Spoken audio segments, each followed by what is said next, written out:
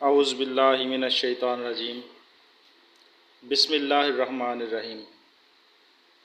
Golden light 93 YouTube channel देखने और सुनने वाले तमाम दोस्तों को अस्सलामु अलैकुम।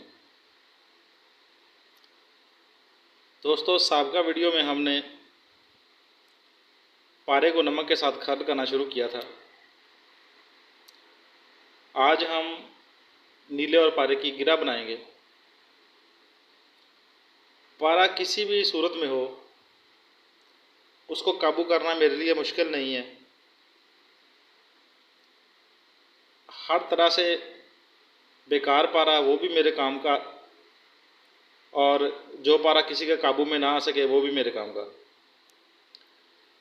मिसाल के तौर पर नमक के साथ खर्ल करके जब पारे की मुकम्मल तौर पर स्याही निकल जाती है तो फिर हम उसे धो लेते हैं।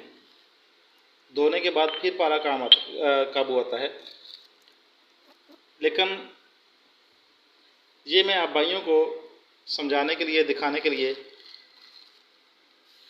एक उल्टा अमल कर रहा हूँ। ये देखिए, ये नमक है, इसमें पारा बिल्कुल गायब है।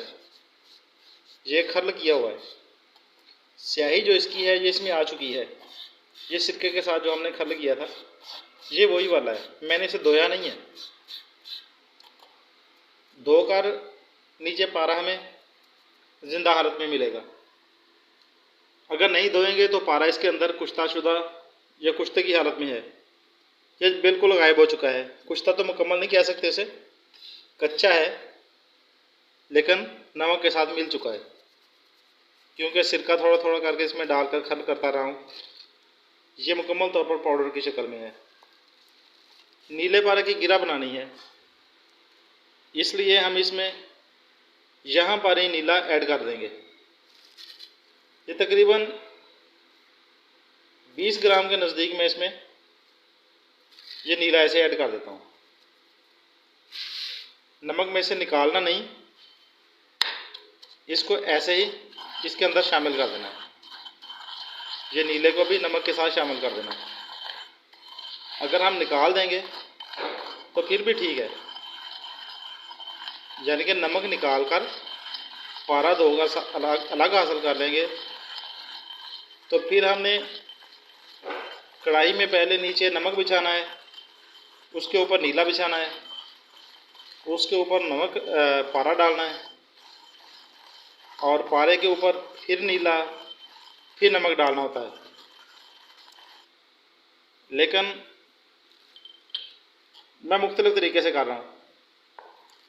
ये नमक भी खर्ल हो गया, नमक के अंदर पारा पहले ही शामिल है, और इसमें अब नीला भी ऐड हो गया। ये सारा इस कलर का मवाद बन गया है। अब इस मवाद को हम, ये कढ़ाई आप देख सकते हैं साफ़ है, ज़ंग वगैरह लगा हुआ है, कोई बात नहीं। ये जब बाद में धोएंगे तो निकल जाएगा सारा कुछ। इसमें हमने ये नीला, नमक और पारा जो खर्ल किया हुआ है ये सारा इसमें डाल देना है। ये हर चीज़ इसके अंदर डालकर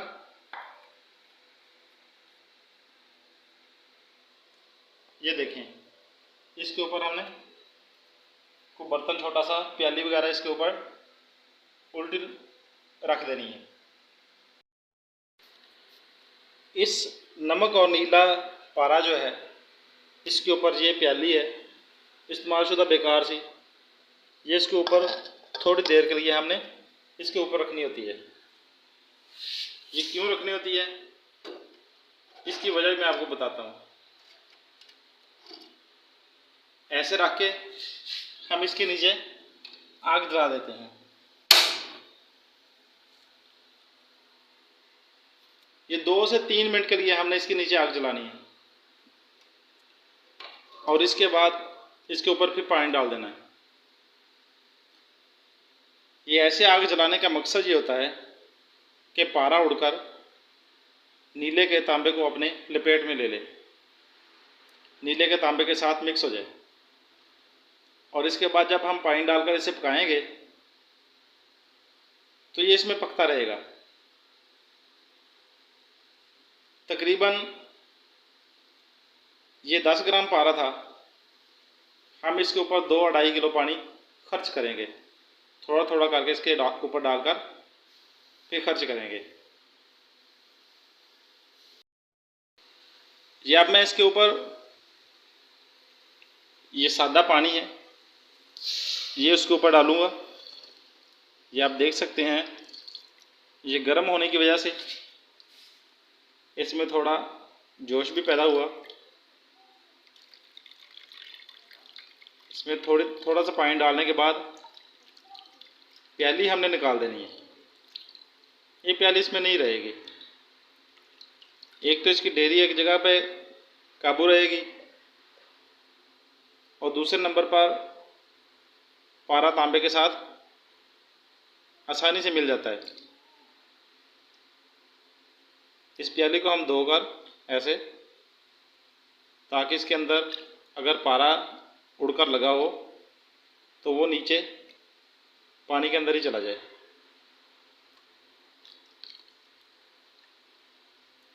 बस अब हम इसे पकने देंगे। इसमें तकरीबन 2.5 किलो हमने पानी खर्च करना है, और उसके बाद फिर इसे धोएंगे।